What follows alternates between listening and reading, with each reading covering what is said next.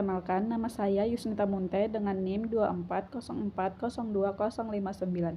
Nah, di sini saya akan membahas mengenai kurikulum merdeka. Slide pertama itu, apa itu kurikulum merdeka? Kurikulum merdeka merupakan suatu sistem pembelajaran yang memberi kebebasan bagi guru dan siswa untuk berinovasi sesuai dengan potensi dan kebutuhannya masing-masing. Kurikulum ini berfokus pada pengembangan kompetensi dan karakter yang mendorong siswa untuk belajar secara mendalam, kreatif, serta membentuk mereka menjadi pelajar yang mandiri dan berdaya saing. Kurikulum Merdeka lahir karena kurikulum 2013 itu dinilai terlalu padat dan membuat proses pembelajaran kurang efektif. Oleh karena itu, diperlukan kurikulum yang lebih fleksibel dan relevan dengan kebutuhan masa kini.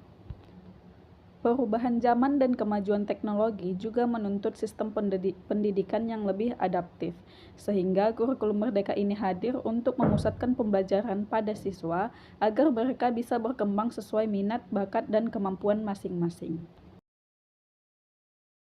Selanjutnya, apa perbedaannya dengan kurikulum 2013? Perbedaan antara K13 dengan kurikulum merdeka ini terletak pada beberapa aspek penting, yaitu kurikulum 2013 ini lebih fokus pada materi dan nilai, sedangkan kurikulum merdeka menekankan kompetensi dan karakter siswa.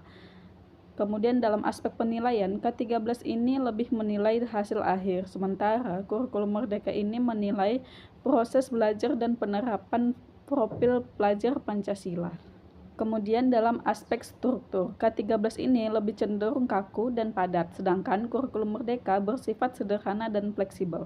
Selain itu, pada K13, guru menjadi pusat pembelajaran, sedangkan dalam kurikulum merdeka, guru berperan sebagai fasilitator yang membimbing siswa untuk belajar mandiri dan kreatif. Selanjutnya itu prinsip dan filosofi kurikulum merdeka. Adapun prinsip dari kurikulum merdeka ini ialah menekankan bahwa belajar adalah pengalaman pribadi yang tidak seragam, yang artinya setiap siswa memiliki cara, minat, dan kecepatan belajar yang berbeda, sehingga pembelajaran harus menyesuaikan dengan kebutuhan mereka. Selain itu, guru berperan juga sebagai fasilitator saja, bukan satu-satunya sumber pengetahuan, melainkan pembimbing yang membantu siswa menemukan dan mengembangkan potensinya. Kurikulum ini juga berfokus pada pengembangan potensi dan karakter siswa, agar mereka tidak hanya cerdas secara akademik, tetapi juga berakhlak, kreatif, dan mandiri. Adapun filosofi dari kurikulum merdeka ini ialah didasarkan kepada pemikiran Ki Hajar Dewantara tentang merdeka belajar, yang menekankan pendidikan berpusat pada anak untuk mengembangkan potensi diri secara utuh, sesuai kodrat zaman dan juga kodrat alam.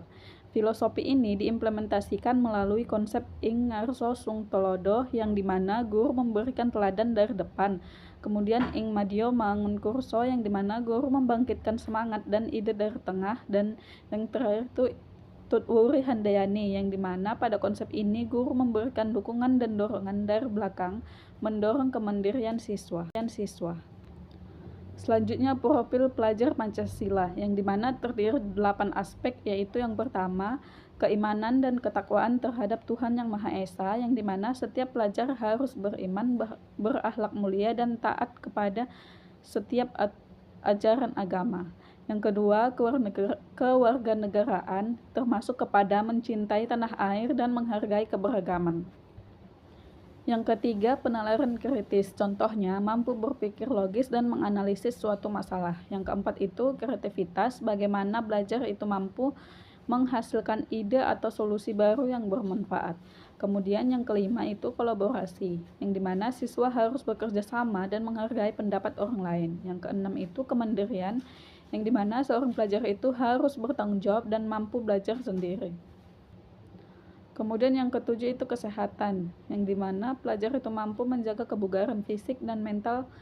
Kemudian yang terakhir itu komunikasi, yang dimana pelajar itu dibentuk untuk mampu menyampaikan ide dengan jelas, sopan, dan efektif. Selanjutnya, bagaimana proyek P5 bisa diterapkan di sekolah? Nah, proyek P5 ini bisa diterapkan di sekolah dengan kegiatan nyata, seperti menanam pohon, mendaur ulang sampah, membuat kerajinan, maupun melakukan simulasi. Yang dimana proyek P5 ini dapat membuat siswa belajar nyata dan kolaboratif, serta dapat menguatkan karakter dan kompetensi siswa. Selanjutnya, struktur kurikulum merdeka yang terdiri dari dua aspek. Yang pertama itu CP atau capaian pembelajaran. CP ini merupakan target kompetensi yang harus dicapai oleh siswa pada akhir fase pembelajaran. CP ini menggantikan istilah kompetensi dasar dan mencakup pengetahuan, keterampilan, serta sikap yang diharapkan. Kemudian yang kedua itu aspek ATP atau alur tujuan pembelajaran yang merupakan turunan dari CP yang menjelaskan urutan langkah-langkah pembelajaran untuk mencapai capaian tersebut. ATP ini membantu guru merancang kegiatan belajar yang terarah dan sistematis. Kemudian, adapun keunggulan kurikulum merdeka itu ialah pembelajarannya lebih fleksibel dan adaptif sesuai kebutuhan siswa. Kurikulum ini juga mendorong kreativitas, inovasi, serta berpikir kritis sehingga siswa dapat belajar secara aktif dan mandiri. Selain itu, pembelajaran berfokus pada pengalaman belajar nyata yang relevan dengan kehidupan sehari-hari, serta memberi ruang bagi guru untuk berinovasi dalam metode dan strategi mengajar. Sedangkan tantangan kurikulum merdeka ini ialah guru perlu kompetensi baru untuk memfasilitasi pembelajaran yang berbasis proyek, serta kesiapan sekolah dan sarana belajar yang masih perlu ditingkatkan. Selain itu, penilaian berbasis proses dan proyek masih tergolong hal baru bagi banyak pihak, sehingga membutuhkan waktu untuk menyesuaikan dan mengoptimalkan penerapannya. Sekian yang bisa saya sampaikan, saya ucapkan terima kasih.